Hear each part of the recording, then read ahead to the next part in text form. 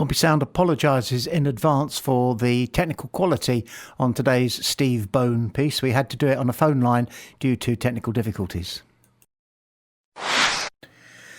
And here he comes through the door, full of vim and vigour and exclusive information sometimes. Steve Bone. Hi, Steve. I'm glad you had it sometimes. Hello, how are you doing? Well, first question I have to ask is, have you survived cold turkey of there being no Portsmouth football? Yes, just about so far, yeah.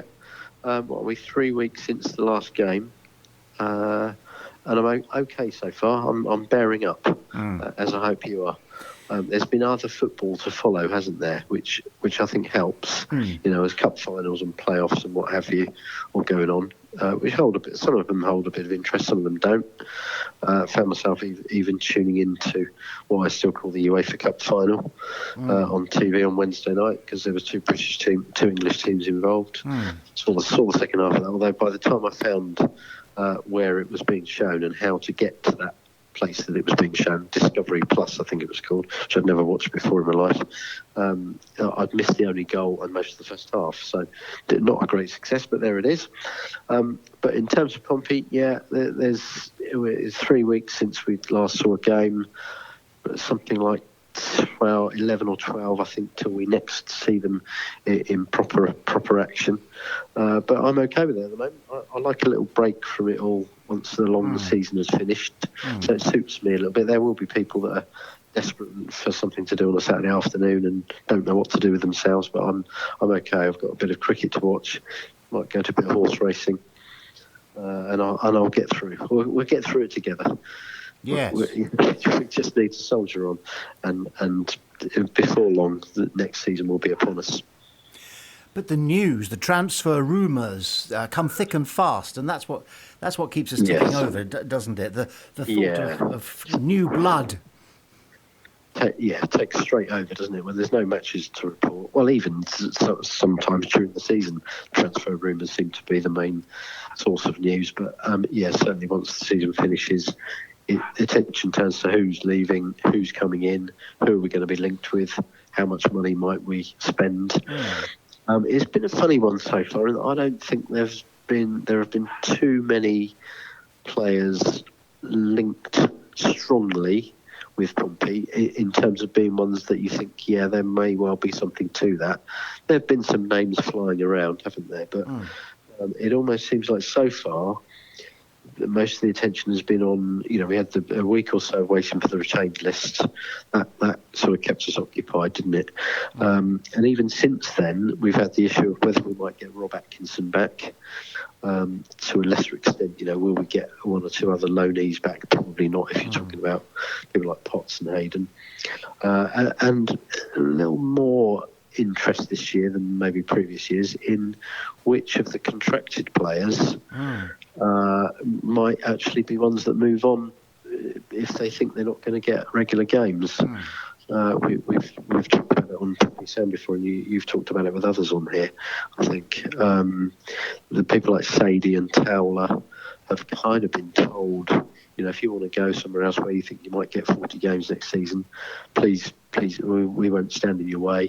Go, because you're not going to get that many games here. But there might be one or two others. We don't know. We don't know what the manager is thinking in terms of who he wants to bring in, which position he wants to strengthen. So there might be one or two surprises. The manager has talked about being quite ruthless and not having any sentiment about it when he's come into those sort of decisions. And he showed that last year, really, didn't he? With not offering people like Raggett and Rafferty new deals.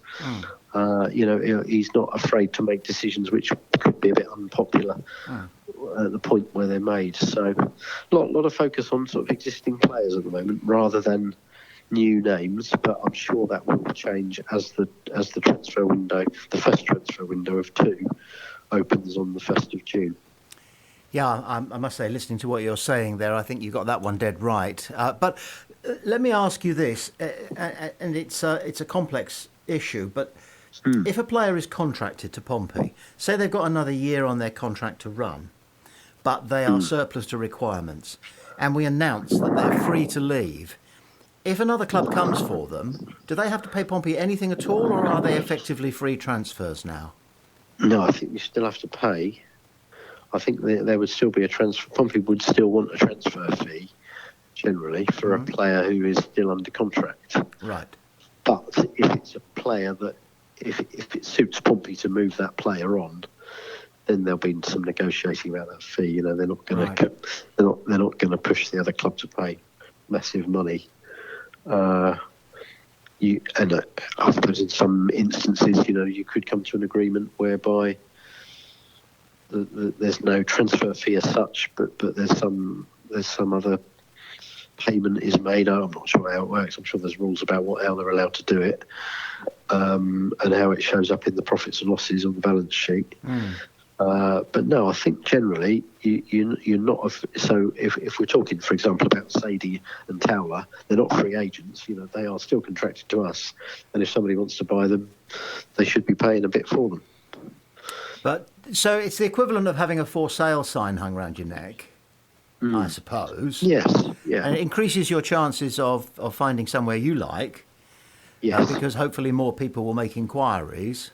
Yes. But what's not advertised is the fact that it's a knockdown price. Yes. Okay. Thank you. I think that's right. I stand. Feels right. But yeah. It's market forces, isn't it? Yes. That will work, really. If a club wants to move a player on, get him off the wage bill, but he's still under contract, so therefore they think they can get a few quid for him, but put some money in the pot, doesn't it? To you know, for any transfer fees they're going to have to pay out in turn. Can you remember balance sheets, which you mentioned a moment ago? Because I do want to talk to you, get your thoughts on one particular issue, one particular club and their balance sheets. Right. But first of all, let's talk about players who we want to see coming into the side. A lot of people seem to be resigned to the fact that it'll be a mix of one or two or three lantern-jawed, battle-hardened Championship experience, not veterans, but people who know exactly. People who've been around, Yeah. People who've been around a bit, at this level. Yes, we need a couple of them, don't we? A few of those, a few people from other football leagues outside the UK. Yes, that's what they said they're looking at, isn't it? Abroad. And a couple of investments, youngsters who are not quite ready yet, but they could be very good later. Does that how it chimes with you? I think it will be that sort of mixture, and I think fans would be happy with that. I think if you had too many of the latter, you know, if they were to buy 6 20-year-olds who might be quite good at this level and only one who is proven at this level, people might be a bit worried, because that would be a little bit there were some mistakes made, I think, last summer, and I think we probably brought in too many untried and untested at this level players. And that left us a little bit short until we then strengthened again in January. So you wouldn't want to make that mistake again if you accept that was a mistake. You almost want to get your sort of experienced players in first if you can, don't you? Know that you've got them in the squad. Yes. And once you've got enough of that type of player, you can then be a bit fancy and free with what else you do. You can have one or two extravagances and bring in players who might be a bit of a gamble, who may or may not hit the ground running, but if they don't, it doesn't matter, you've still got enough strength in depth. That's the ideal way to do it, isn't it? As always, you're in the hands of the clubs that are willing to sell. Yeah. There'll be plenty of clubs in for that same type of player. And also, there might, we have to. We shouldn't ignore the fact that there could be clubs who are coming in for one or two players that Pompey don't want to sell. Will there be a bid for Murphy? Will there be a bid for Lang? Yes. There's been no suggestion that Pompey are going to sell people like that, or Bishop or anybody like that. But if a club comes in with a big bid, way of the world, if the player's keen and it suits Pompey, it could happen, couldn't it? So we've got to be mindful of that as well. Well, just on that, I was interested to see a piece yesterday, which was actually done by the Lancashire Evening Post, who cover Preston among other teams.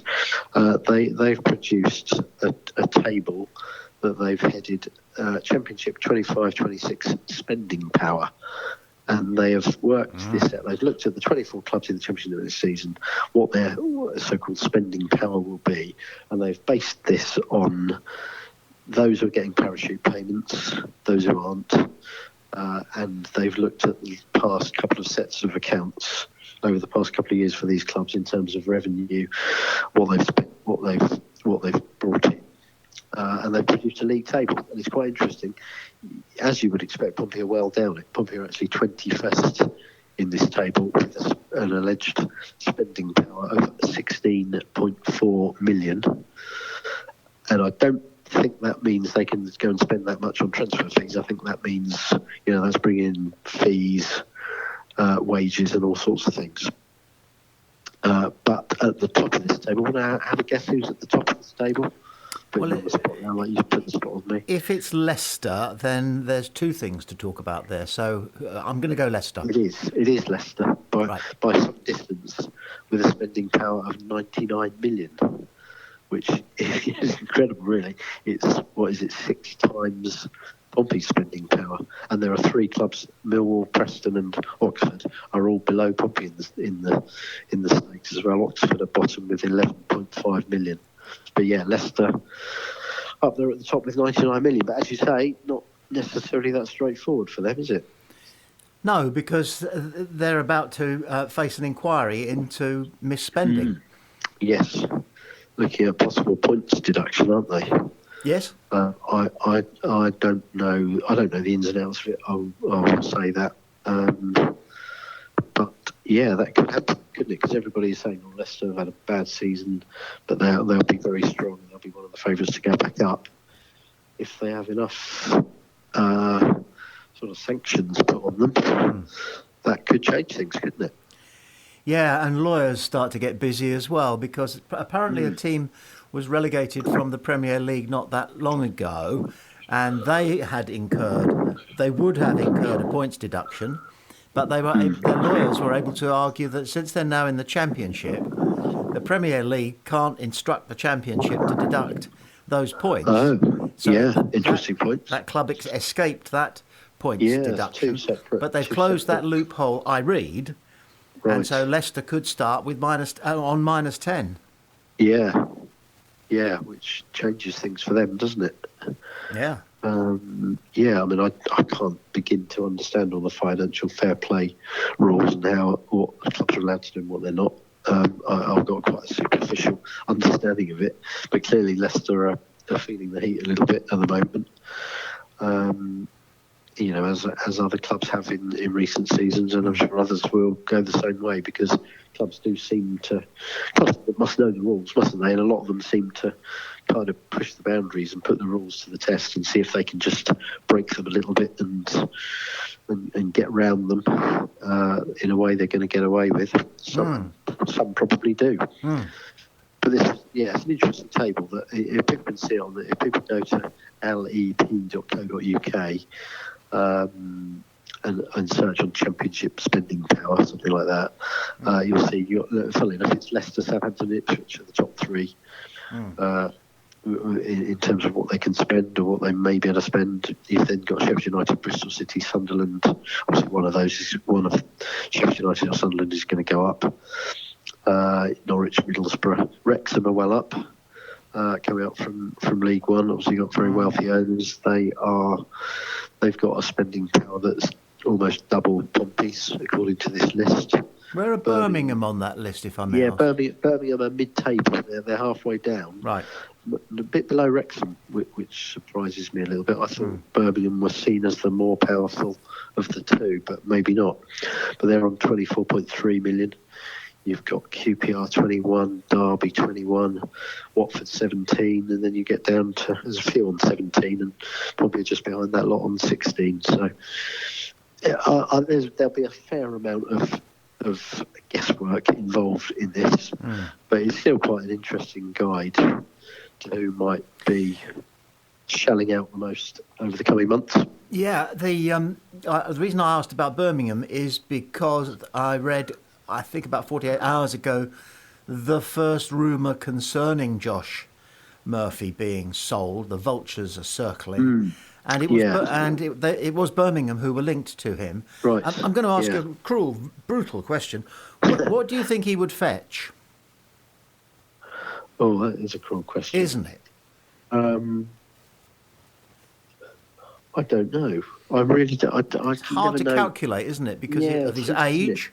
Yeah. I The mean, fact that he's playing the game of his life, he can get a cross in against any fullback, I would say. Yeah. Except perhaps the absolute creme de la creme in the Premier League. And I'd say his age, if you are looking at him as somebody who can do a job for you next season and maybe a season after that, I don't think his age is a factor. You're not buying a 21-year-old. You're buying somebody who's well into their career, but he's clearly very fit and at the top of his game, and therefore would be a good asset. I don't know. Would you be looking at a couple of million? I think so. For sure, especially if it is a money bags club. Clubs hate it if people know that they've got a lot of money. Well, that's it. I've read this over and over because they just put another naught on a player's value. Yeah, if you know the money's there, that's why that club want your player. Then hike it up. I read that's why there are so many undisclosed fees in the transfer business, because clubs don't want other clubs to know that they've got money. They want to give the game away. Exactly. Yes. I mean, let's hope. I mean, I'm sure there will be one or two. There might not be any concrete bids for Murphy, but I'm sure there's interest. And I probably have been quite clear that they don't want to sell him and they don't intend to sell him. That obviously can change with different circumstances, but probably are not in the position where they need to sell players, are they? I think that's a big thing. I think if they'd overspent badly last season or season before in getting up, and they had to tighten the belts a bit, and they were looking to trim little bits or not increase the budget. I think the owners have said the playing budget will be increased next season compared to this season. If they were not in the position they are in, which seems to be quite good financially, then you'd worry a bit more, I think. Yep. They're not going to give anybody away, though. That's for sure, are they? No. Now we've trawled up a very interesting little story. I dare say, though, you have seen it yourself. It was published in something like the Whitley Gazette, but it's a very well researched piece, and it's about second season syndrome in the Championship. I have heard something about this. Yes. Yeah. There's a bit of evidence, isn't there, that a lot of clubs survive in their first season after promotion from League One, but quite a few go back down after that. At least one of the three promoted clubs are relegated from the Championship in their second season for the last 5 or 6 years. Yes. That's a slight concern, isn't it? But, but who will it be then, Derby or Oxford? It's going to be one of them, I predict. If it's anybody, it's going to be one of them. The question is why? Do clubs perhaps take their foot off the gas a little bit? They go, we've survived this. There could be an element of that, couldn't there? They're just tired of the fight. Battle weary. That's human nature a little bit, isn't it? Once you've survived that first season, you breathe out, don't you? And you think, right, we're okay at this level. Yeah, we can do it. We can have a bit of fun. We can play about a bit. We don't crack on. We don't have to give it 150% from minute 1 to minute 90 of every game next season. Yeah. And if you don't, and if you let those levels drop, you will be found out, I'm sure. And that's maybe what one or two clubs have done. I mean, there have been some that have sort of yo-yoed between Championship and League One quite a few times, haven't there? I seem to remember Wigan did for a little while. Went up and down a couple of times, and I think Rotherham might have done as well. Obviously, they're down in League One at the moment. You don't want to be. You need to. The aim has to be make sure we're Championship status, and not sort of being a yo-yo club. And let's make sure we're there for some years to come, and not in any danger of relegation as next season goes on. Easier said than done. You can't guarantee that you won't be in the relegation fight. But I do think with the regime we've got now, with these owners, chief exec, director of football and manager, they've all been there a little while now. They all know what's required. Yes. They've seen the Championship levels. They all want to be a little bit above that level where you're in the relegation mix. So you would hope that there'll be enough money, time and effort put into it to make sure we're mid-table or a little bit better than that even. One final thing, Steve, for today. I made a note of this when I read it, and I thought I'll have to ask Steve Bone. In a place, the Championship was described as the 5th best football league in the world. Was it? Really? Yeah. I wonder what the top... Do you know what the top 4 are above it? Well, I think we can probably assume that La Liga, Italy, Germany and us. I mean, it is... Guessing. It depends how you measure that. You know, if you're measuring it by excitement and competitiveness, I think yes, I can see that, because it is. You know, go back to last season, and how was it? 2 games to go. Everybody was in with a chance of either going up or down, something like that. Yeah, talked about it, didn't we, on here? So it's so competitive. There is always great excitement. You know, even in the playoffs so far this season, we've had last-minute goals and drama, and you know, Sunderland getting to Wembley and others missing out and that sort of thing. The relegation battle has had 5 teams trying to avoid the last place on the last day. So, yeah, I think on that side of things, so competitive, I can see why it would be one of the top leagues. Can't imagine there are many countries where your second division has quite the same level of intensity. And it's pretty good football on the whole, isn't it? You know, you've got a lot of clubs who have been in the Premier League. It's not it's not teams of dobbers, is it? It's not pub teams. It's very good quality football being played. Not every week. Not every team in that division plays like that every week. You know, they have their off days, and you get some terrible games. We had a few of them, but yeah, no, I can see why it's. You know, it's up there with the best in Europe. All the more reason for us to make sure we stay in it, because I'm sure League One is not looked at in the same way. Yeah. I'm just wondering how long it'll be before somebody comes up with the idea of not a Champions League tournament, but a European knockout cup for clubs in the second tier of their country's football pyramid. It's probably been talked about already, isn't it? Yeah, there are so many of these. I'd pay to watch. I'd pay to watch Pompey play. Be interesting, actually, wouldn't it? Yeah. So, you know, hopefully it would a French Division 2 side. Hopefully it would catch on better than the old Anglo-Italian Cup back in the 90s. I don't know if you remember that. It seemed like a good idea, didn't it? But it just never quite worked. It was an odd mixture of teams. Yes. And Pompey went away. I didn't go to any of the away games in Italy, but Pompey went to some big old Italian stadiums that had 500 Pompey fans, 500 home fans, and a lot of empty seats. And it just didn't work. Only lasted 2 or 3 seasons, really. But there's potential for it, isn't there? I don't know where they'd fit. I don't know where they'd fit it in, because that's the problem. Again, I've looked at the way that the fixtures are going to be spaced out across the calendar, and we've got 46 games. We've got 33 of them on Saturday. We've got nine of them midweek. Yeah, more than the League 2. And then 4 bank holiday matches. You know, Mondays and Fridays and what have you. Yeah. It doesn't give you much, you know, it doesn't give you many free weeks, does it? It's already congested. Yeah, it is.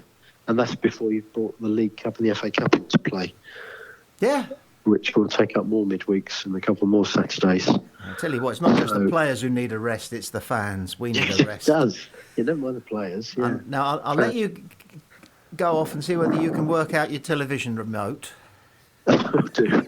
By next week, I might just have worked it out. Yeah, I bet you won't. We can't do ours. We can't find anything. I'll get somebody younger than me to. You need a 4-year-old.